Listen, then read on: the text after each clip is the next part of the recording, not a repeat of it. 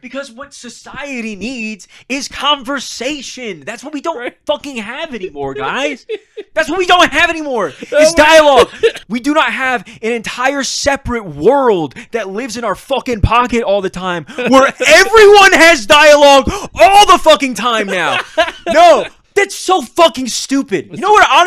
Honestly, we need people to shut the fuck up. We need people, we need people to stop making fucking podcasts. What are we doing? What are we doing? What are we doing? Well, welcome to the first episode of Kino Eye. I'm Ro.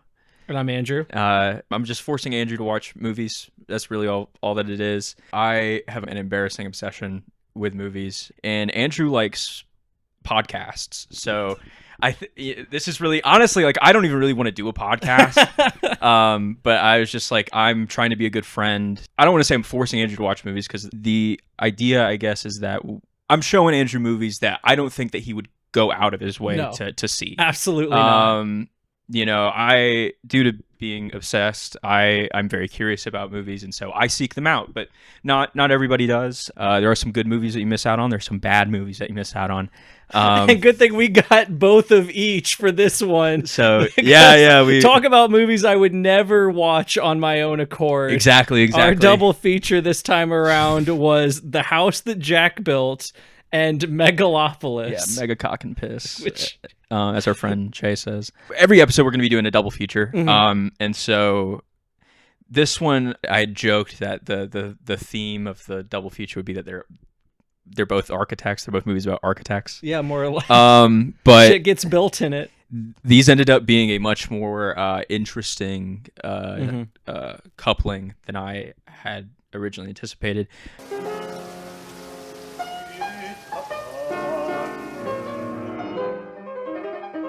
When I think about all the things I've done in my life without in any way resulting in punishment. This is your first Lars von Trier movie, I think. I think it was. We tried to watch Medea 3 times. I do want to clarify that if you've never seen a Lars von Trier movie, this is an awful one to start on. No, it's terrible. I mean, no, it's not terrible.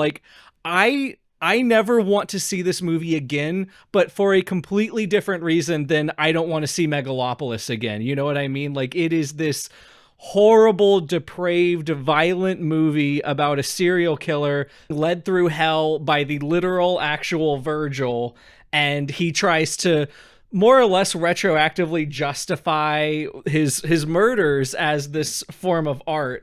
So we have this interspersed, Virgil and Jack will be talking about the nature of art and creation and destruction, and then we'll see these flashbacks more or less about him murdering people, and they're all horribly gruesome. I knew what I was in for, because Ro had mentioned this to me before, but seeing some of this played out, there's a family that gets murdered, and this really drawn out, it's not that bad. This really drawn out scene with this woman where he just carves her breasts off. It is not for the faint of heart, and No, I will say people threw up at Cannes when seeing this movie. Oh yeah.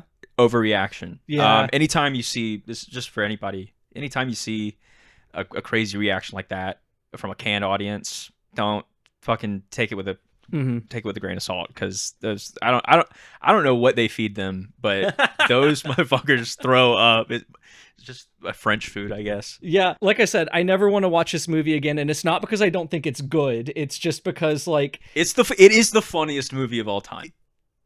in my opinion, I don't know. There were some funny moments to it. It's very funny. That was what I found so compelling about it. Is Jack at once came off very sympathetically, and it was clear that the movie and you should fucking hate him. Yeah, 100%. It's insane, that duality that's able to walk. You sympathize with Jack in as much as he's the main character, right? But the movie, I never feel like the movie ever wants you to sympathize with him. I think the only moment where you ever do sympathize with him is at the very end. Maybe sympathy isn't the right word, but I spend a lot of time talking to pretentious people about art.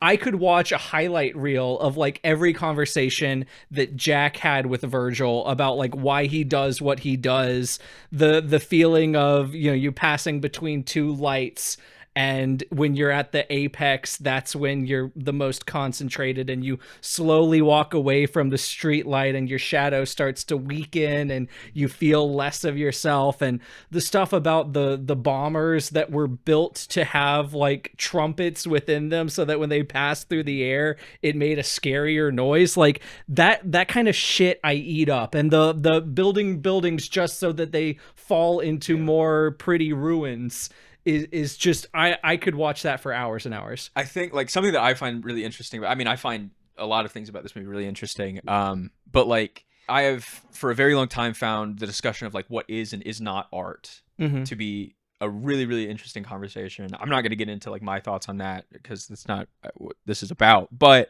that's what this movie is about. Is kind of like Jack. His defense for his actions is that it's art. Right. It's art. By killing people, it's the same way that you want grapes to die a very specific way for the most delicious wine. You know, he makes all of these like, it feels like he's grasping at straws. Like the arguments are very ornate, I guess, but he's drawing from all of these different things, and it does feel like he's almost desperate to justify why he's doing what he did. And it's like he says all these very pretty things, and like, they're interesting ideas. Like they are interesting ideas. Sure. But and Lars does this. He always has characters like this in his movies. But he'll have these characters that are very what's the right word? Like they are intellectuals. Yeah. And they speak in a very intellectual way. But it sounds nice. But at the end of the day, they're kind of just saying nothing. Right. And he's a murderer. So all of it's kind of null and void morally. Talks in circles. And it's really pathetic. It's very pathetic. Yeah. And, you know, especially when you get to the end of the movie, spoilers, he dies. If it wasn't clear from the fact that he was going to hell. Yeah. No. He dies. It's more than die. Virgil brings him down to the ninth circle of hell?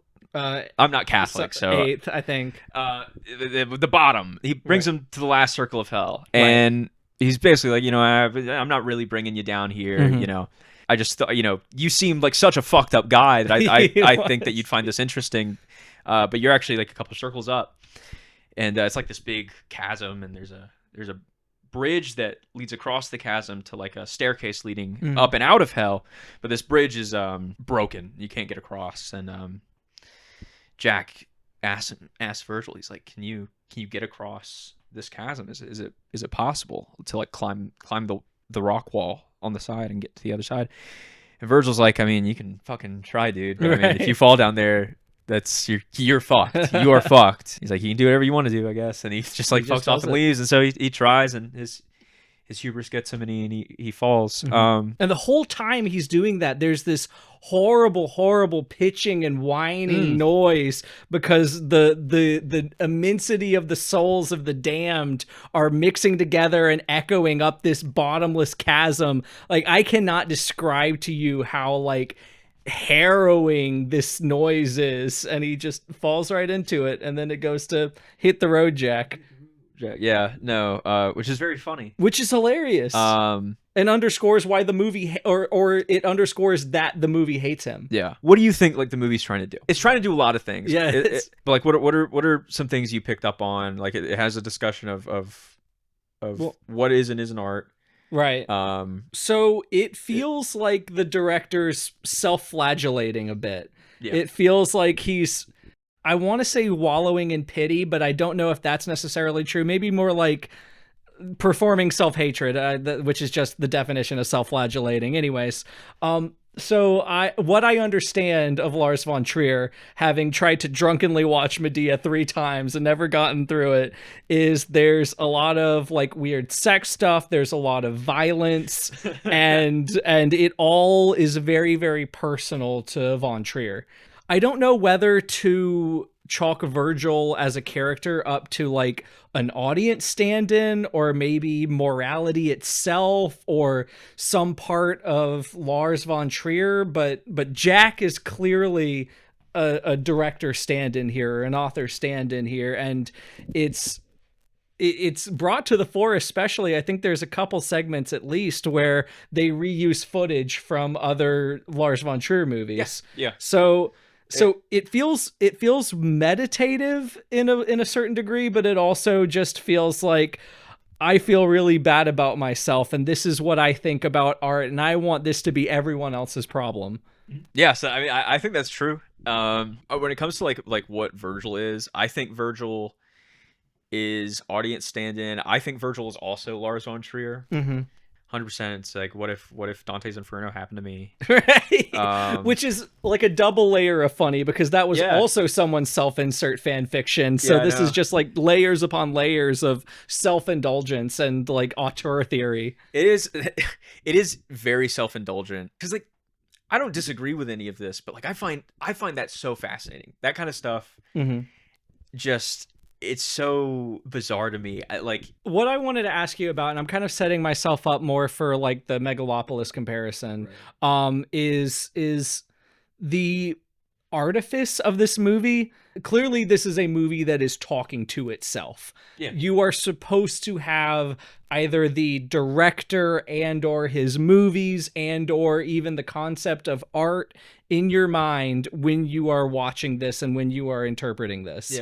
And the effect that has on the diegesis of the movie I find really interesting, because there are times where the fourth wall shifts back and forth just depending on what the narrative requires. At some points it looks like Jack is pretty much looking at you, the viewer, and like rolling his eyes or winking or whatever. And then there's other times, like especially in the flashbacks, that it feels way more grounded. There is a clear, like, again, world diegesis of the story that we are supposed to interpret as the real one, and then it'll go back to like almost a PowerPoint, really. And I say that with a positive connotation, because again, this is the most interesting parts of the movie for me.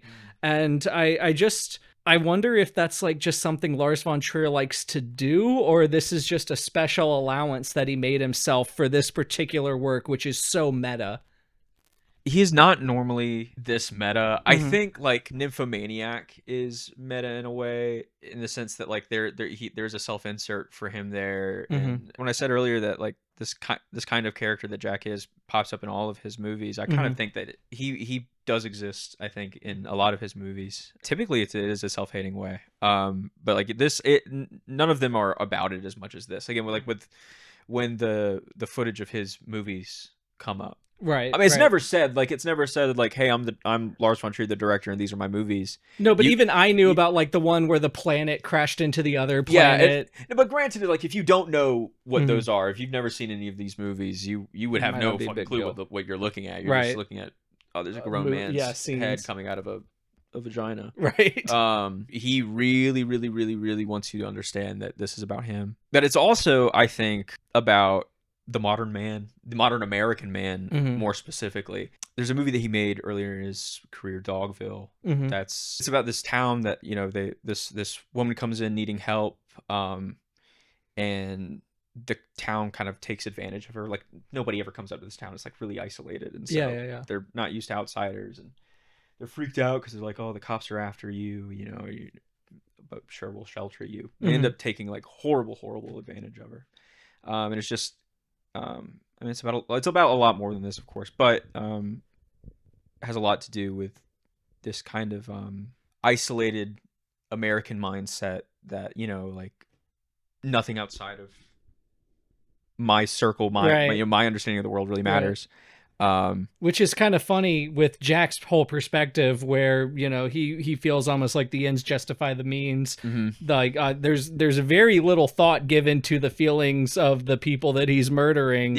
And he spends a lot of time, especially what haunts me the most is that one scene with the blonde woman where he ends up, you know, making the wallet or whatever. The utter disdain with which he treats her even before the murder happens is just very it's hard for me to swallow as someone who's not used to his work, who isn't necessarily able to discern the goal necessarily of a lot of this, other than like spectacle or shock itself. Well, when it comes to the gore that's in the movie, he's a provocateur. Sure. And one of his goals, well, I won't say his goal is to make you uncomfortable. I think a lot of provocateurs, a lot of bad provocateurs, that is their goal. Tom Six, I'm talking about you, the Human Centipede director. Oh shit! Fucking Yeah. hate Okay. him. Yeah.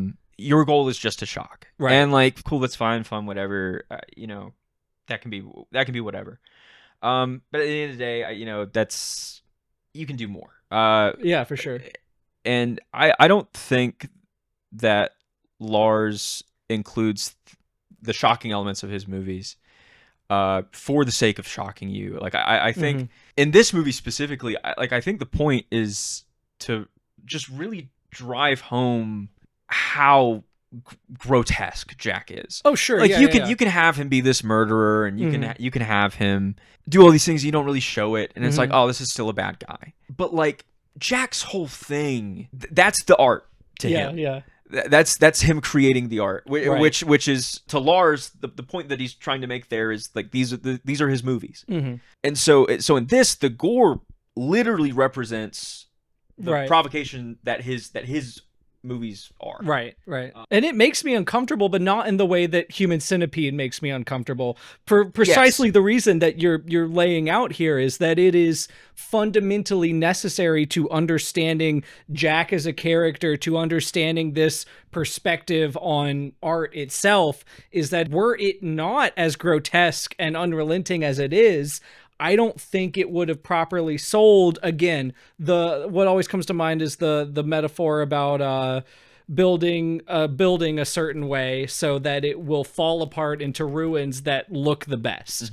Like, and relating that to decay, and relating that to winemaking, and relating that to World War II is all coming together in just this right way, that I think if he held back or somehow self-censored, I don't think it would have been quite as effective. Right. And definitely at some point in this thing that we're doing, I'm going to show you some Pasolini at some point, but Pasolini is like a provocateur that I think of a lot.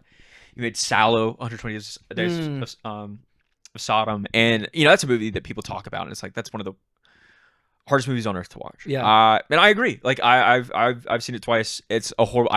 You feel sick after watching it, but that is the point. You're not supposed to feel good about it. I don't want to say that it's impossible for any other art form to do this, because it's not. But I think a movie, more than anything else, is in a really unique position to like put you in a place where you would not normally find yourself. Absolutely. Making you deeply uncomfortable is one of those things that I think that any piece of art can do that.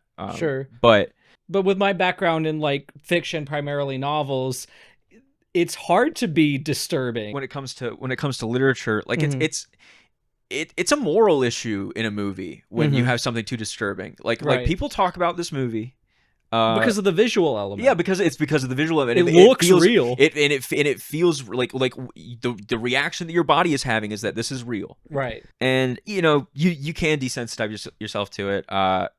Like, I've seen this movie so many times, and I've seen so many other movies so many times. And like, I watched this movie and I don't feel the way that I did the first time I saw it. Sure. Well, I mean, obviously this is a point for babies, but it's not really happening. So you can divorce yourself. But like that initial. Yeah. Yeah. No. It's. I mean, you talk about Sallow. Like, I felt a little bit sick after I saw this movie. And it was honestly more hell than anything that got me to there, because of the screams again, the high pitched like squeal was stuck in my head. In the scene with Simple. Simple, again, like, even in the name, like, I'm like, holy shit, dude. The scene with Simple, Lars von Trier basically just rips one of the tidbits of the Dahmer case and puts it in the movie, where he has the woman he's trying to kill. She runs out of the apartment. There's a cop sitting outside, and she goes, "This man, he's trying to kill me," and the cop doesn't believe her and thinks that she's too drunk, and has her go back inside with him. After they go back inside, Jack's kind of mocking her, you know, because at this point she knows what's about to happen, and he's just fucking with her. And at one point he goes out to the window and he's like, he's like, scream, you know, like nobody's gonna do anything, like scream.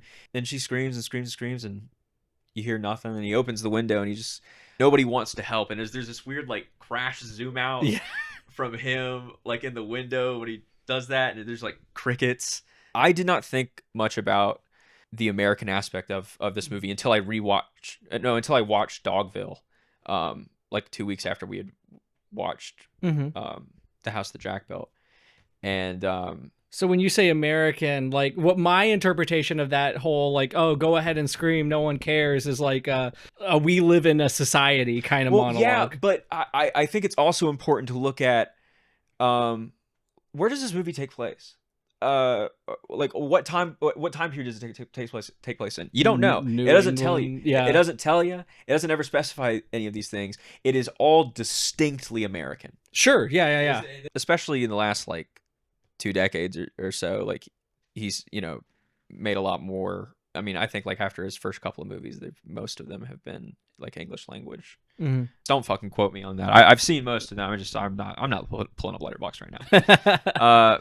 But yeah, after a point, he started making like mostly just English language movies and stuff like that. But the mise en scène, to use a film word, is very, very, very distinctly American. For sure. Americana. For sure. That plus how Jack interacts with the world around him, and all of these things. And then it was really, again, watching Dogville, and what that movie is a lot more explicitly saying about America and how capitalism forces us to, like, how social relationships are forced to be under that kind of system, made me look at this movie differently. But that's really interesting, because when I was, again, watching this, my interpretation was we live in a society, bottom text. Like, obviously it was American in that it was clearly taking place in America, but I didn't interpret it as anything other than an indictment of, like, I guess,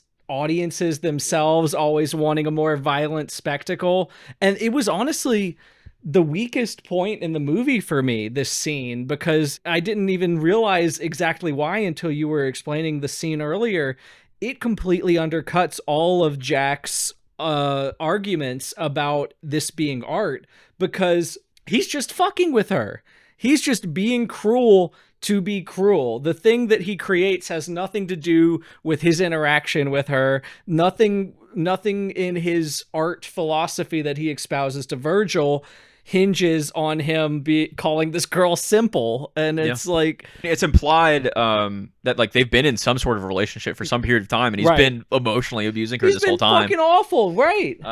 This could have been happening for months, right? And Jack wants to frame this as like this beautiful act of art, is cutting her breasts off and leathering them and using them as a wallet. And taking his pictures.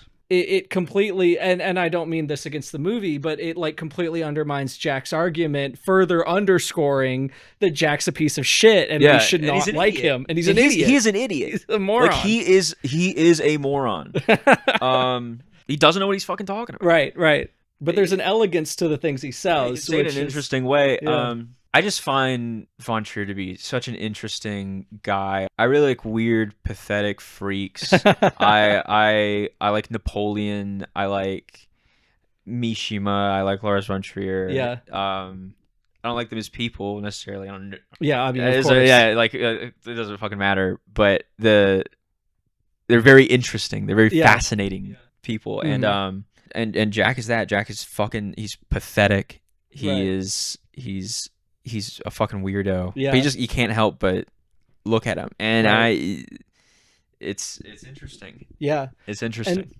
And I'm glad you showed me it, because it's at once the most compelling argument for and against the auteur theory. Like, this is, I wish I had a term for this, but like in music as well, like you can tell when a band is like run by the singer or whatever. Like there's something about it that like has some central identity. And this is like one of the most personal movies I've ever watched. Like a guy had an opinion or was thinking about something and wanted you to know about it. And like I've gone back and forth a lot about like my personal subscription to the auteur theory. I think especially with film, it is just a complete fallacy because you have every actor on screen, all the people. The actors are the least important part, though. I do want to clarify this. Okay. The gaffers have are more vital to the creation of a movie than an actor. Actors do the least amount of work in making a movie. Fuck actors. Fuck actors. I've never been in a movie or around the creation. I've been an actor in a movie. I've been an actor in a movie, and I've seen. So they're saying this from a place of experience, not from a place of judgment. Yeah, I hate actors. As an actor, I hate them. And when we go out to your showing, I'll remember that you said this. I do. I do. It's a collaborative effort. Right. It's a collaborative effort, but this is Lars von Trier talking to me, you know? And I think that's very interesting. And I like it. I don't think I would like the guy personally, but I like this self-flagellating retrospective on violent, divisive art, and him through Jack trying at once to justify and kind of kicking himself for the creative output that he's had throughout his career, which is the exact opposite of Megalopolis. Megalopolis. You find me cruel, selfish, and unfeeling? I am. I work without caring what happens to either of us. So go back to the club, bear it all, and stalk the kind of people that you enjoy. Fine. I will. I fucking hate this movie. Listen, if you think that we've been, you could probably tell, I at least personally have put zero prep into this episode. We watched The House That Jack Built 3 months ago. A long time ago. It's been we've been trying to do this for a second, and but if you think that was messy, this is about to be fucking awful. I hate this movie. All I have in my heart is hate for this I movie. fucking hate this movie. I hate this movie. You said, why, Ro? Why would you show Andrew this movie? Again, he would not have watched it on his own. Never. And when I saw this when it came out in theaters, I was excited for it. Mm-hmm. Coppola can make some dog shit. But Coppola can also make some really good movies. Sure. And I personally, I'm a fan of his like digital era post like 2007. I like all three of those movies. I was excited about it. I was excited about a new Gonzo crazy movie. It's fucking dog shit. And when I saw it in theaters, I'd seen it with our friend Blake, and I literally right when we left the theater, I was like, I have to know what Andrew thinks about this, because it was just so bad. And I'll say the first time I watched it, maybe it was being in a theater, maybe it was just being with Blake. But like I had a fun time. Sure. In the sense that like I was laughing at the movie constantly. Occasionally the movie is actually trying to be funny, and it is funny. I'll say when it's trying to be funny, it generally is. And I was laughing at those parts too. You know, I was laughing the whole time, and I was like, oh, this will be like a fun rewatch. No. Right. I didn't like it the first time. I fucking hate this movie. Yeah. I know it doesn't mean much, but this is the worst movie I've ever seen. This is I hate this fucking movie. Take it as this is a what not to watch. Yeah. Which sucks, because like there are lots of like small things that I do like about this movie. Oh yeah. And it just none of it fucking comes together. At all. It's fucking nonsense. It's nonsense. So the plot is actually very, very arch. It's like a retelling of Roman history where in a place called New Rome. Dude. Okay. Crazy thought I just had. Yeah? So like thinking about like the current state of America. Yeah, of course. As one does. I see like a lot of similarities to Rome. Which part of Rome? Like the end, the beginning, the middle? I think we're at the end, buddy. And it's like when you connect those dots, it's like, well, if America is a lot like Rome, could we not, if we don't do something, could we not fall to the same fate? What? You might be the first person to ever have this thought, bro. Oh my god. I need $120 million. I'm gonna sell wine In personal loans. I'm gonna sell wine and beg people for money for 15 fucking years, so that I can tell this story. I mean, I made Apocalypse Now the most important movie of all time, and that's the thing. Because Coppola does think this movie is the most important movie of all time, Megalopolis. Yeah, because he's been working at it since the 80s, No, right? yeah, he's been working. I don't fucking know. I don't quote me on anything about like the history here, but he's been working on it for fucking ever. It's a massive passion project. Mm-hmm. Almost entirely self-financed. You know, when he made fucking Apocalypse Now, yeah, he was up his own ass. He's like, oh, this is the best movie ever made. You know, this is the most important movie ever made. The thing that sucks about Apocalypse Now is that, like, it kind of is just really fucking good, and he kind of is saying some like important things. Is it as important as he thinks it is? No, but you watch Apocalypse. It's Apocalypse Now. It's Apocalypse Now. It's a good fucking movie. This is not. It is nonsense. So, I just can't even say anything about it. It's not. It's ugly as hell. yeah. Every once in a while, you know, he's a good stylist. You know, I like his- the sets. his the sets. his form is good. Mm-hmm. He's from that fucking like golden age of directors, so he likes older techniques and Sure. using digital to achieve those techniques, which I find really interesting. I like that kind of stuff. And so like occasionally, yeah, like there are some really beautiful compositions, I think, at times. Yeah. Occasionally he remembers how to block. But other times, like it just looks like dog shit. I think a lot of people want to shit on like the CG and all that. I don't care too much about that. It could look better, but like he has some goofy looking stuff in his digital movies, and I have weird opinions on CG, so like I'm generally more forgiving about that stuff. But like, man, it's lit like shit sometimes. A lot of the time it's lit like shit. It doesn't look awful, but compared to any of his other digital movies, it Compared to anything. I just don't know what the fuck happened. I don't know what he's fucking doing. This is what happens when your best friend's a pedophile. Is that true? Okay, this is a bit of Coppola tea. Victor Salva, the director of the Jeepers Creepers movies, was like Coppola's protege or something. Like Coppola was his mentor. The director of Jeepers Creepers is a pedophile. Oh my god, convicted pedophile, and Coppola's like a big defender of him. And... Holy shit! I did not know that. Oh yeah, that's crazy. Yeah, and Lars von Trier is also evil. Both of these guys do genuinely suck. But one made a way shittier movie, so that's why exactly. I'm mad. One made a much worse movie. So remember how easy it was to describe the premise of the house that Jack built, where you have the frame of the Virgil and Jack, and then every now and then you get a murder, and every now and then you get a PowerPoint about philosophy. So Caesar Catalina is the head of... I couldn't have even told you his name. I think it's Catalina. I think you're right. I think you're right, but I couldn't have pulled that.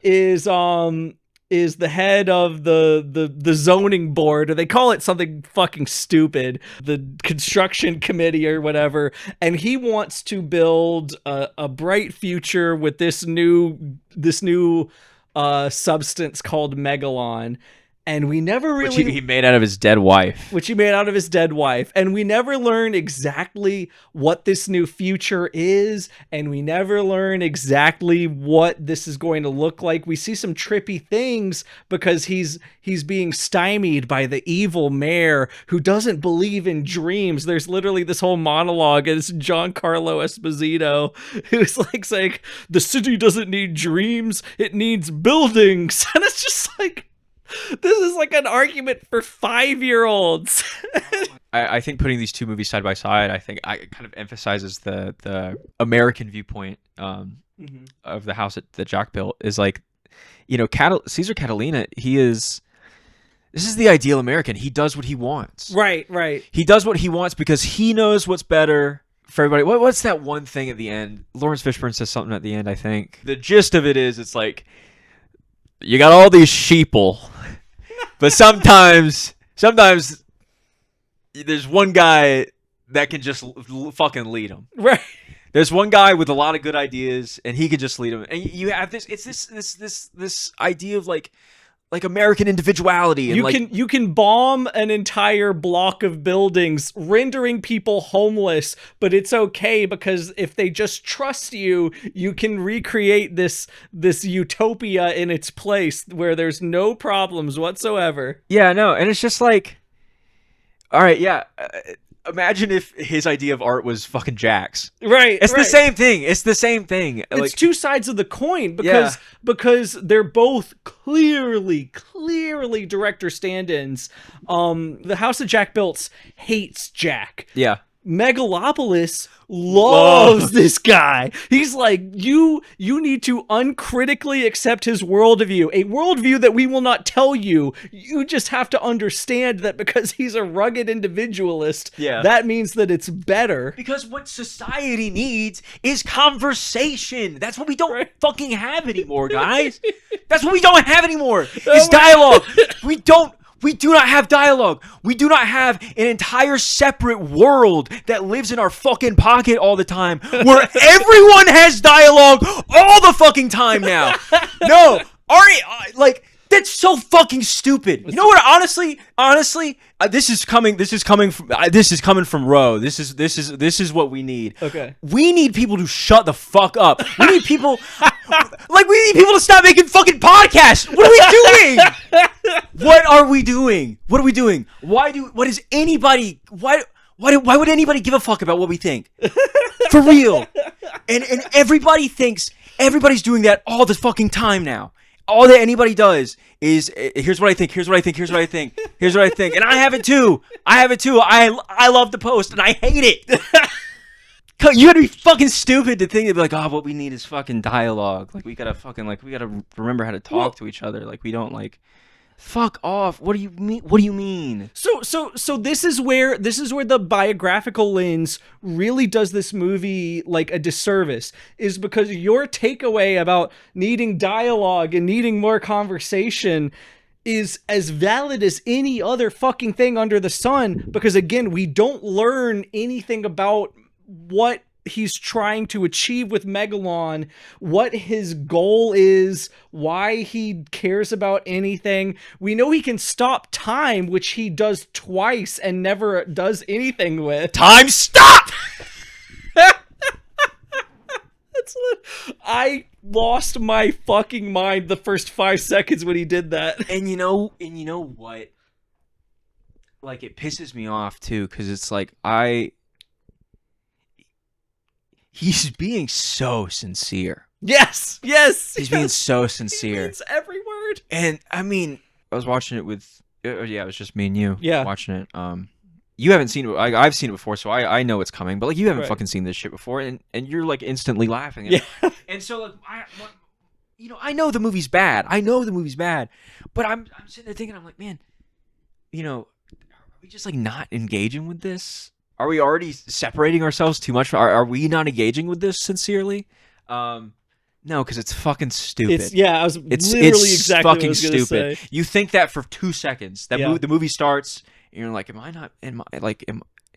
I engaging with this in too much of an ironic fashion? No. The movie's fucking stupid. I did like 5 minutes of research on this, and again with the autobiographical thing, there was at one point where this guy, he was trying to set up this like feeder school or feeder program in Hollywood where kids would learn to be directors, and it was like this attempt to create this utopian world called Zoetrope.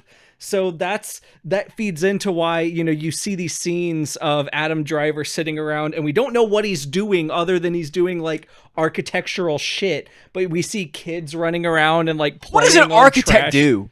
By the way, fucking draw.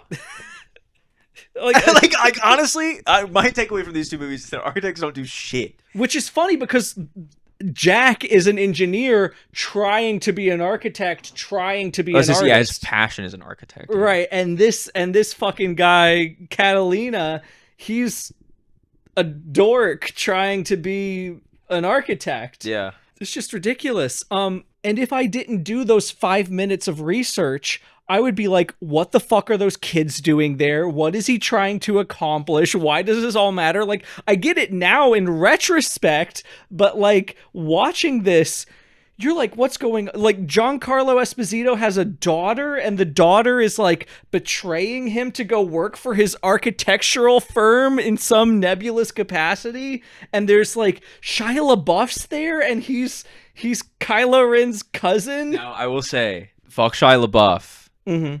He's giving the most interesting performance in the movie. It is so good. It is so like fucking good. This movie is so fucking boring. Yeah. And listen, I have a taste for some boring things. I have taste for some boring things. It's so mind-numbingly boring sometimes. I wanted to that leave. like honestly, yeah. When Shia LaBeouf comes on screen and he's kind of entertaining. Yeah. Yeah, that's the best fucking part of the Right. movie. That's the best fucking part of the movie. He goes from like jumping around. The one scene I really liked, and I only liked it in its presentation, was when we first have our laying out of the stakes, and we learn that, you know, we have Adam Driver over here who's really trying to like revolutionize New York, and we have the conservative Giancarlo Esposito across him, and they're standing on these catwalks above this like crazy model of the city, and like, it's horrible. The camera keeps panning all over the place, so you can't tell. Oh, it's cut.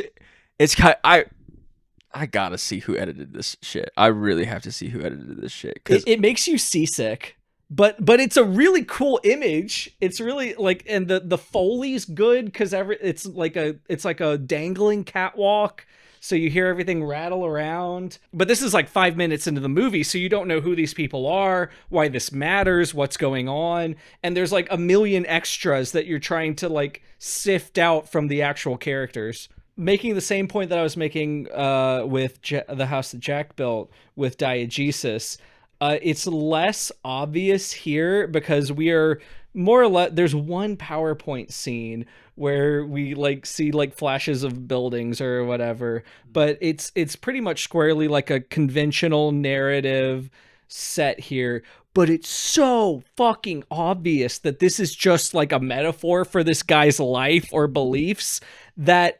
it falls apart because the author insert is taken as a foregone conclusion. We learn Jack's backstory. We see him from the first time he cut off a duckling's foot to when he starts to kill people. I have no idea what Caesar Catalina wants, believes, comes from. Like, it's all just this shit. And in another movie it might not even be a problem were it not for the fact that the narrative is just crossing its arms with a smug little smirk being like, oh, don't you feel bad for me? Aren't I just the horrible victim? You know, these conservative bureaucrats keep bringing me down and I'm an artist. Like, it's just like, and that's great, that's fine, but like, what do you believe? You know, what are you trying to do? Yeah, no, I what sucks is a lot of the things that Coppola's dealing with, not having enough time, and yet you know, working in an art form that is all about manipulating time and the loss of loved ones and stuff. What really makes this movie even worse is going back and watching the movie that he made right before this, which is Betwixt Now and Sunrise. Now you're going to look that up and it's not going to bring anything up because it's called Twixt. There's a theatrical version and there's a director's cut that came out later. The theatrical version is fucking crazy. It's a bad movie. Completely changes everything that the movie's saying and undercuts the emotion and it's awful. Betwixt Now and Sunrise, very good. And he's dealing with a lot of the same stuff. He's dealing with, you know, There's a very clear self-insert, and that he's dealing with the death of his child, and it's a really, really great movie, I think. And I think that like the way that he deals with grief in that movie is really interesting, and then the way that he does it in this movie is just so stupid. You watch Betwixt and you go, oh, this is made by a grown-up. But you watch Megalopolis and you're like, this was made by like an 8th grader who like is reading a couple of levels above, his grade. He's too smart for his own good. Yeah, he's reading like he's reading like 11th grade stuff. And he's in 7th grade and he's like, I've already read the unabridged version of Moby Dick. I know who Queequeg is. I know Queequeg. Literally me. Yeah, no, fucking shout out Queequeg. But that's the interest. I'm really glad that you said 8th grader, because that's a cool thing that this double feature did is both of these movies ask the question, why can't I do whatever I want? And the way that the house that Jack built is better is that it's like, no, you can't go around and fucking kill people, which is the inevitable conclusion to the question, why can't I do whatever I want with no oversight? Yeah. And like it's very real in Megalopolis, because he blows up people's fucking houses. But and it's like in Megalopolis, the reason that Coppola thinks that he should be allowed to do whatever he wants is because I'm a great artist. Right. I'm a great artist, and anybody can see that I'm a great artist, whether or not I get everything right all the time. I'm a great artist, and I'm doing things that nobody else is doing. Right. And therefore, yeah, I in a perfect world, I should be allowed to make whatever the fuck I want. Well, he did make whatever the fuck he wanted, and it sucked. sucked. I should be able to do that without having to beg for money for 15 years. Yeah. But, Lars, Lars isn't even really about why can't I do whatever I want. But, like, Lars is kind of looking at what he has done. And, again, and it's pathetic, and it's by nature of it being a movie and it being about these things, he kind of wants some kind of pity. He's looking at the things that he's done, and he's looking at how they can be harmful. Right. At least how his movies have been harmful. But is he not asking the audience, why can't my movies be harmful? Like, don't I have a right to create these movies that I want to create? I think in the house that Jack built, he is the murders and the photography of the murders, if those represent his movies. Like I don't think that the conclusion that he comes to is like a Coppola kind of, I should be able to do it. No, not the conclusion, but the question. Maybe that's a thing that they could come up like with it being compared to Megalopolis. I guess I've never thought about the house that Jack built. And maybe this is me like half-assedly researching Coppola, but not knowing anything about Lars von Trier. I'm coming from this relatively blind, whereas you have a lot more insight to von Trier than I do. Yeah, I don't think that he thinks his movies are like harmful, and like I don't think that they are. Doesn't matter. Yeah, no. So something that I was starting to think is it didn't have B movie energy, Megalopolis, but I could definitely like see people liking this ironically. And I wanted your opinion on whether or not you think that this could be like the next cult film that people do midnight movies about. I know that there are people that do like this movie. Yeah, I don't get it. And maybe it could turn into some kind of cult movie. Like, at least from what I've seen, I don't think that. Well, I mean, if the movie even fucking exists anymore, because we had to pirate it. Not that pirating exists. I love pirating. I pirate most everything. We legally archived it. Legally, that's a bad wink.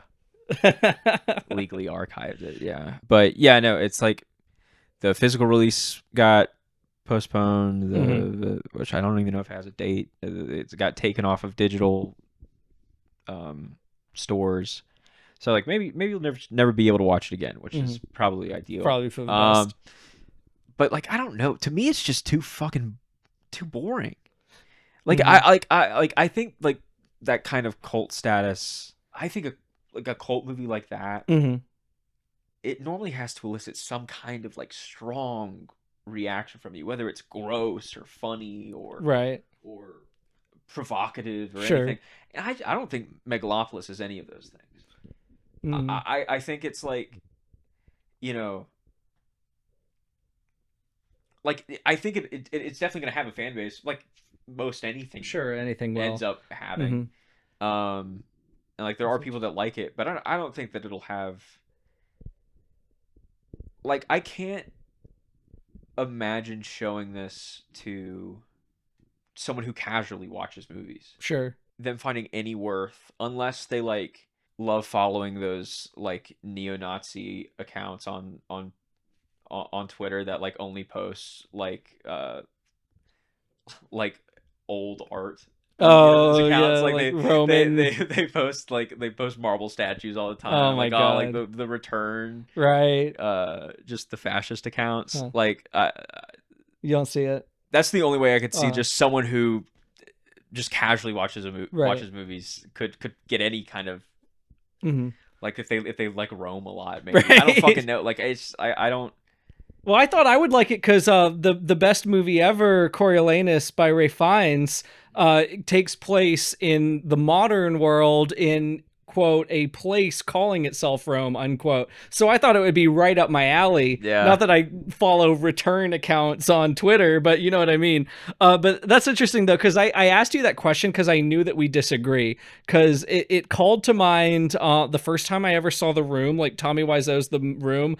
It is the most boring fucking movie on the planet. I felt like it was like learning that Santa Claus wasn't real because everything that was funny about it, you saw the nostalgia critic talk about. And like now all that's left is like the parts that just come from it being a bad movie. And so I could see it horseshoe back around to people maybe. like... Because honestly, like I guess like my opinion on The Room is kind of the same where like I don't get how The Room is a cult movie. No! Like no, me neither. I don't get it at all. Like I do not get what's funny. And like I watched it when I was like in fucking 9th grade and I thought it was the funniest thing ever. I did go to both premieres for part 1 and part 2 of Best Fiends, the movie that came out directed by Greg Sestero and I think co-written by Tommy Wiseau, starring the both of them.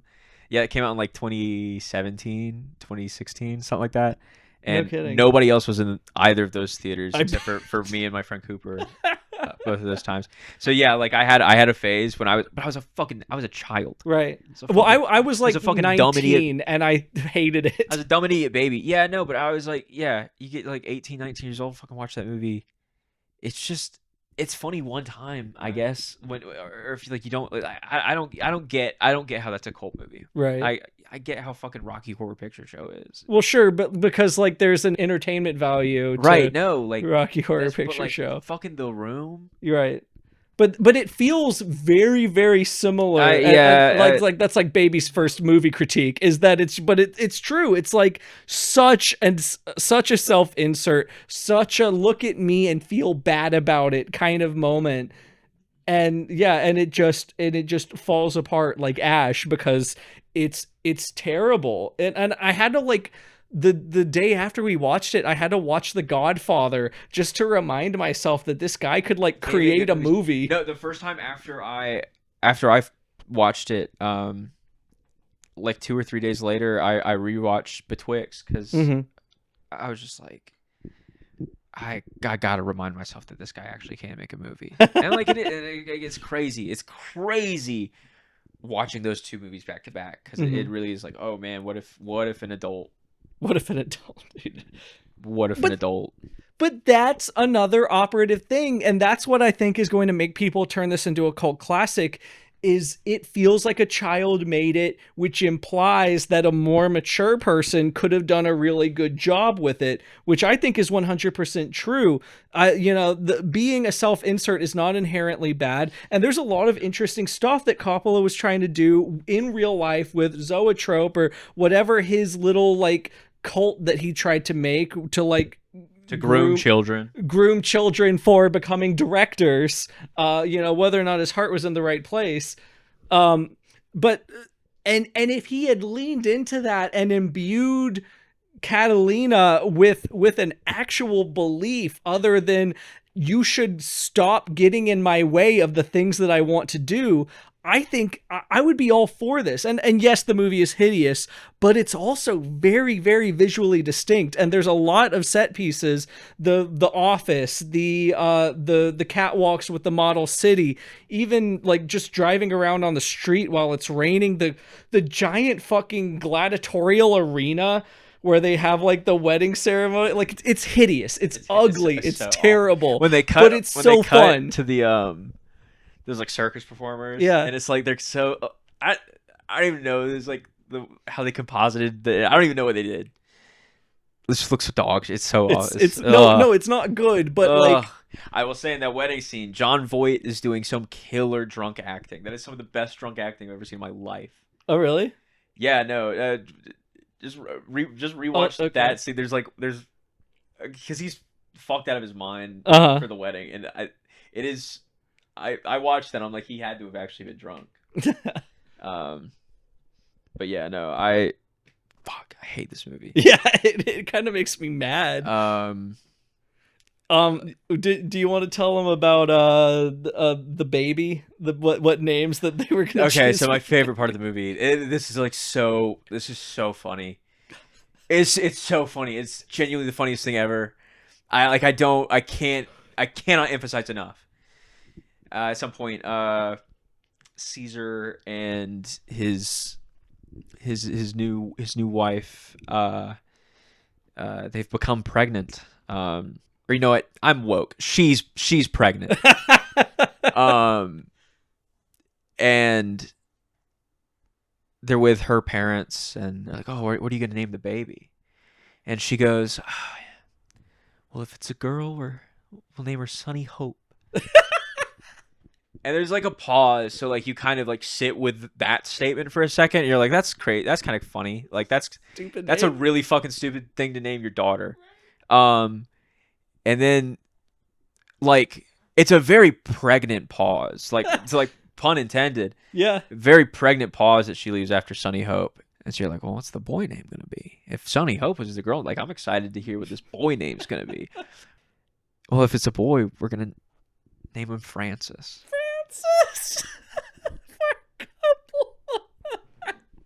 Like what? What's the like stupidest goddamn thing I've ever heard. Like the level of egotism, the level of fucking like you can't think of anything else. I just think nothing on earth. First off, your name is Francis. Like, right? That's not that. No hate to the Francises out there. But like, do you really think your name's the best name? Like for real? Would you compare your name to Sunny Hope?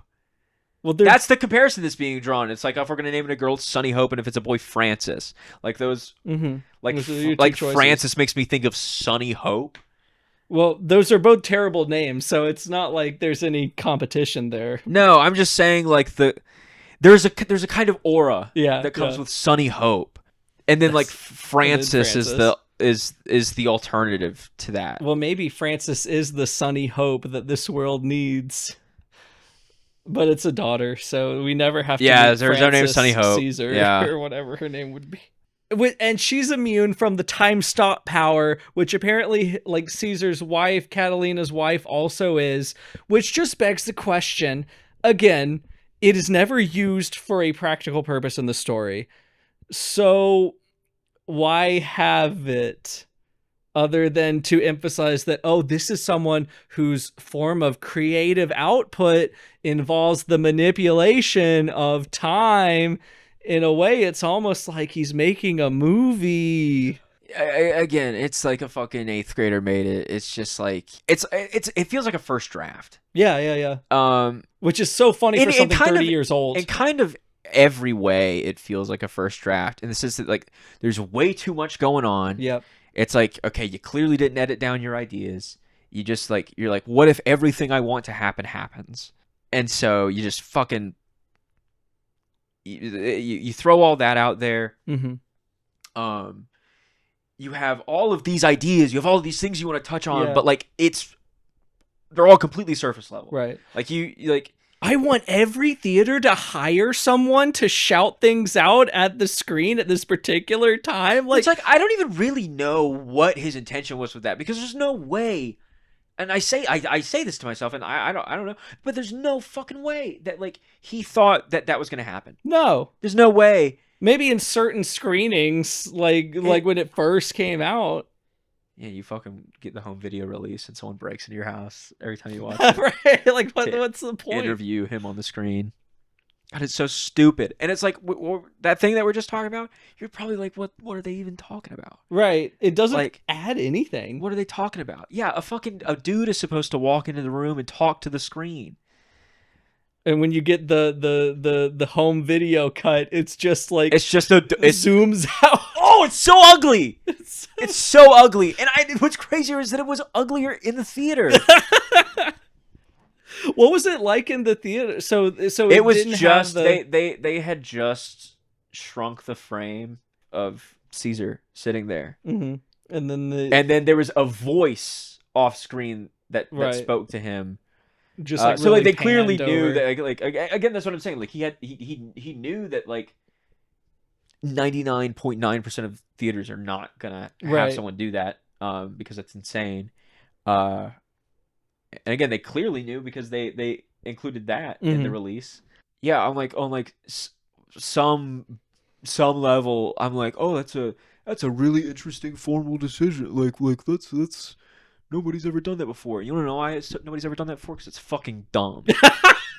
Yeah. It's fucking dumb. Yeah. And I think, again, there's a lot of things in this movie where I've seen people have I'm not saying that everybody that likes this movie has this opinion, but I've seen some people. I'm creating my straw man right now, so bear with me. I've seen some people online say that like, you gotta at least respect it because it takes these big swings. And people have that view about art sometimes. It's like all right, you gotta at least hand it to them. They took some big swings that nobody else has taken those swings. Whatever. I still think you gotta execute it, and Yeah. it's not executed. It's not executed well. Can You I can make be- it better? No. I don't think anyone could. I think that the base material is so bad that I don't think there could be a salvageable version of this movie. Because it's fundamentally misguided and bloated and non-specific, and all of these things just become this like swirling torrent where you're just trying to grab onto anything. Like Yeah. I barely knew that Shia LaBeouf was in the fucking movie. Everything was moving too fast. Yeah. And then there's several scenes where Catalina's in a state of drunken delirium or actively hallucinating. And again, with the diegesis, like, are we supposed to understand that like time stop is real? Are we supposed to understand that the giant moving statues are real? And I asked you while we were doing the viewing, and you were like, it doesn't matter.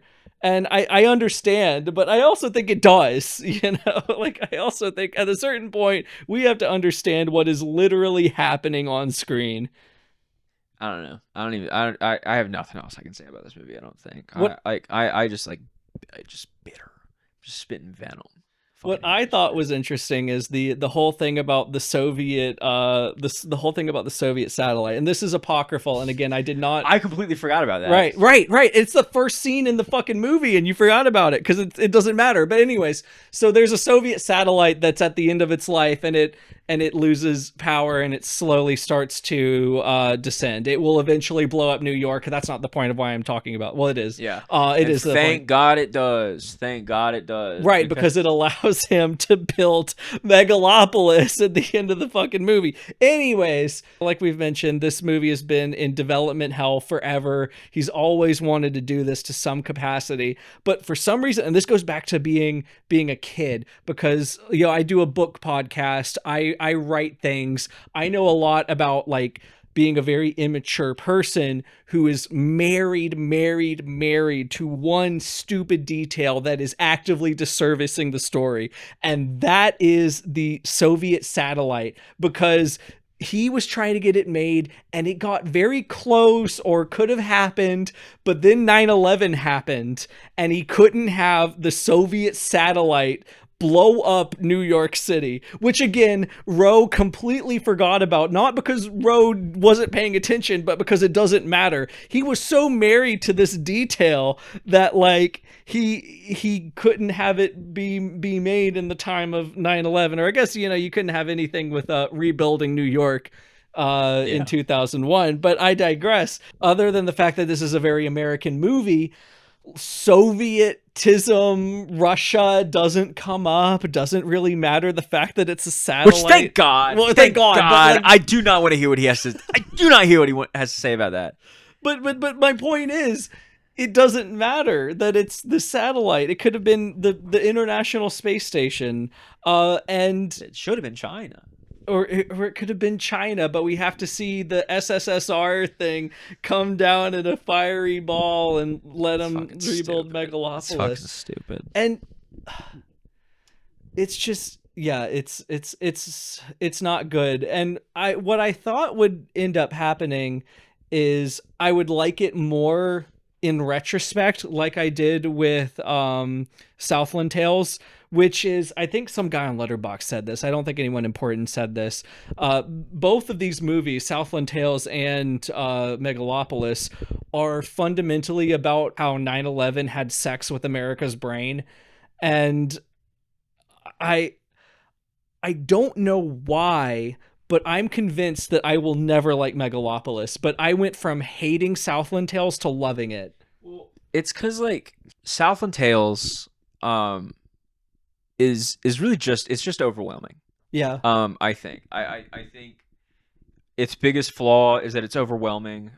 Even when I saw it the first time and I liked it, it was overwhelming. Like I didn't fully grasp everything. Mm-hmm.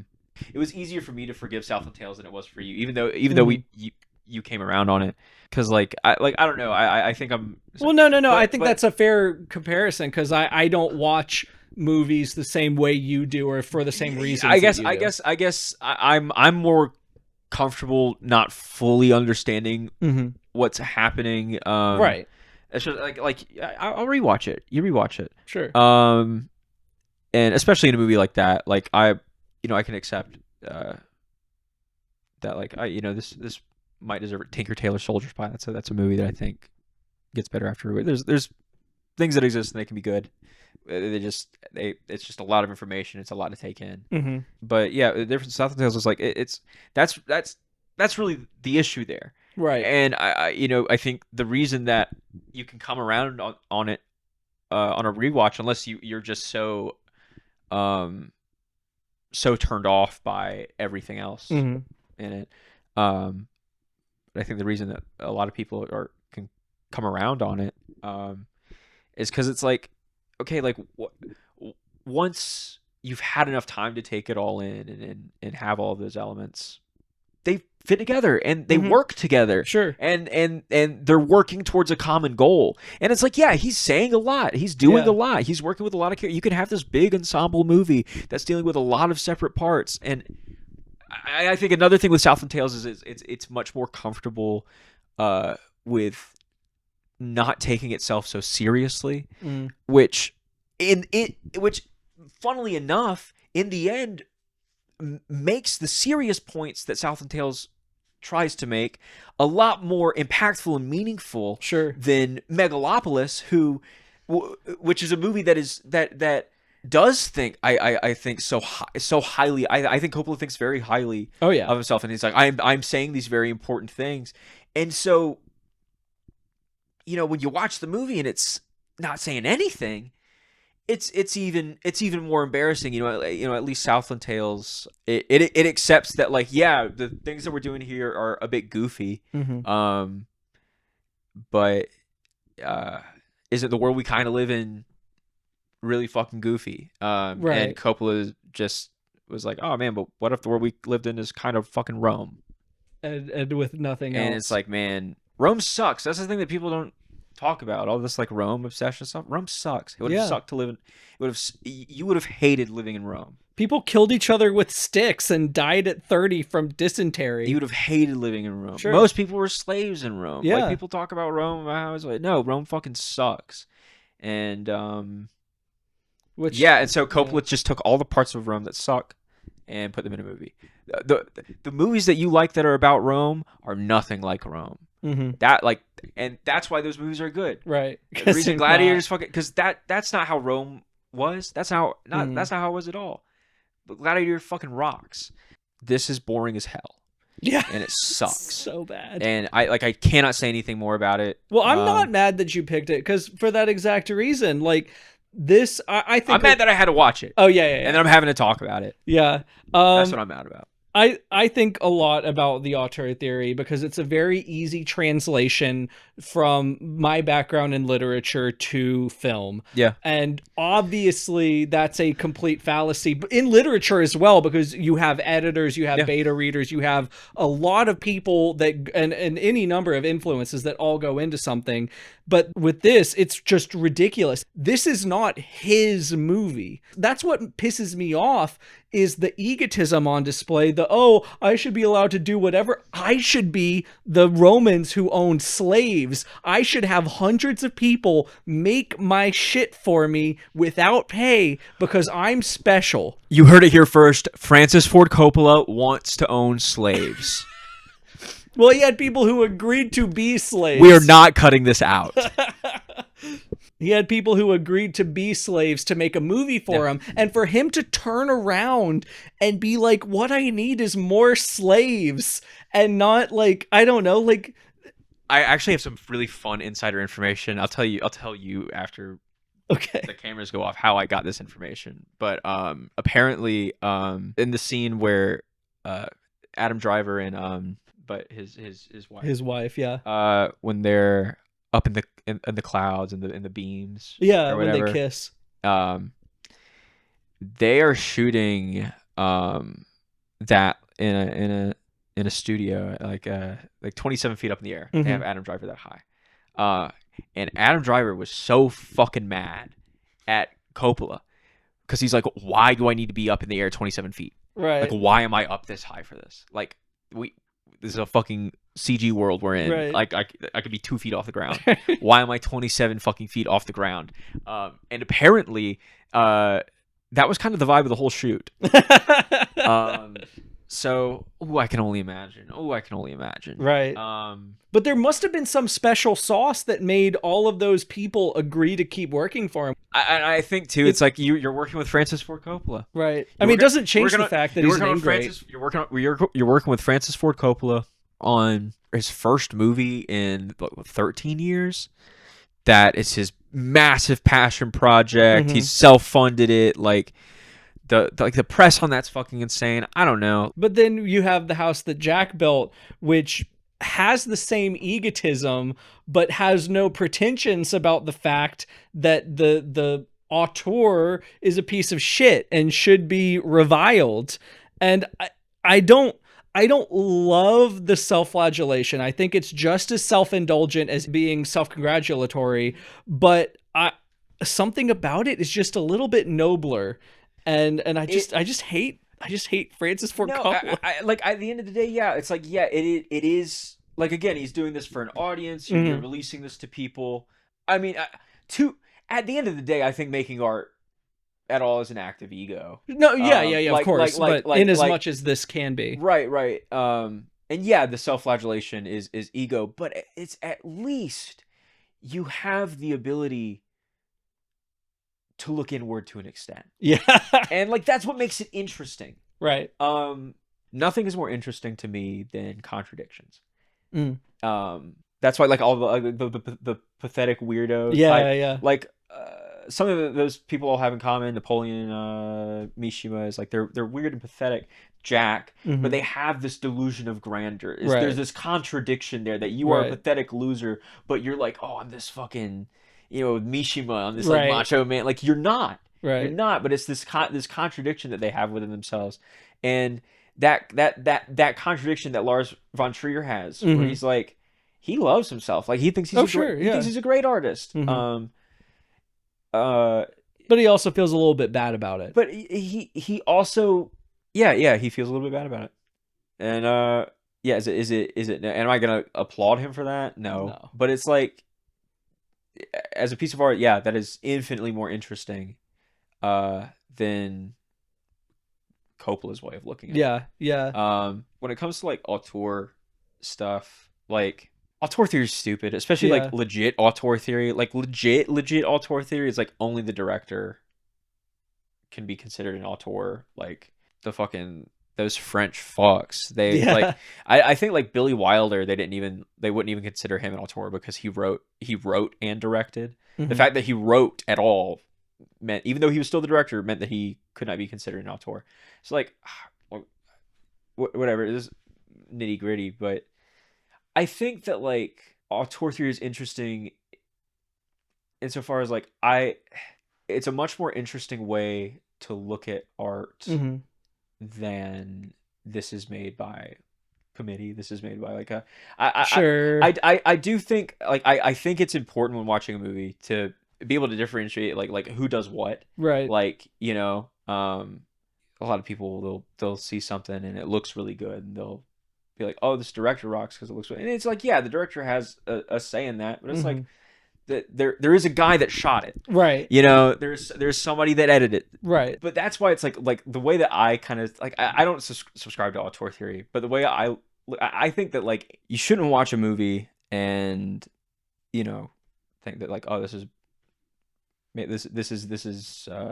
Lars von Trier saying something directly, even though his voice is he's the loudest one. Right. But I do think it's important to look at all of these different aspects, and there are multiple authors. Or maybe we can say that the director has an outplaced influence, but I think it's a fallacy not to account for your cinematographers, your color correctors, your people who hold the fucking camera or whatever. Yeah.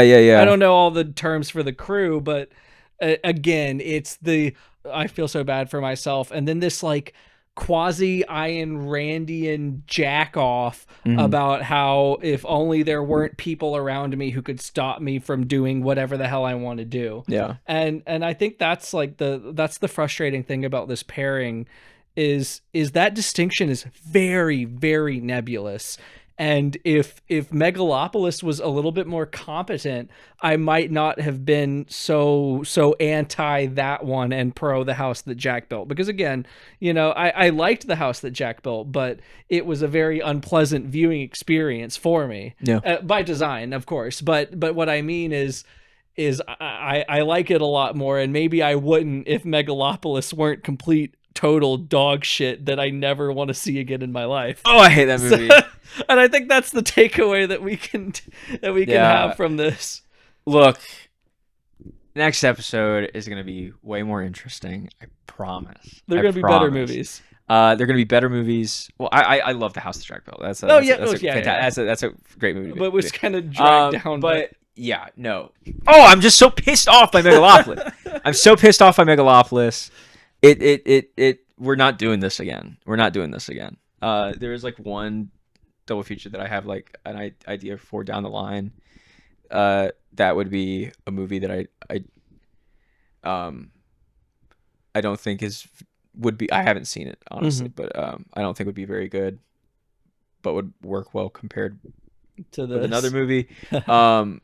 It'll be different than this. We're not doing another Megalopolis. No, this never. is not happening again. Horrible foot to start out on, but yeah, this is like episode 0. Yeah, this is we're testing the waters. Next one we're I'm making Andrew watch gay porn. This is real. This is real. This is real. So look forward. Yeah. Look forward to the next one. Yeah, Look forward to the stay tuned next for one. that. Like and subscribe so that you don't miss a single update from our gay porn episode. Yeah. No. But until then, this has been Kino Eye. This has been Kino Eye. I'm fucking tired. I'm tired. I just don't want to talk about Megalopolis I don't anymore. either.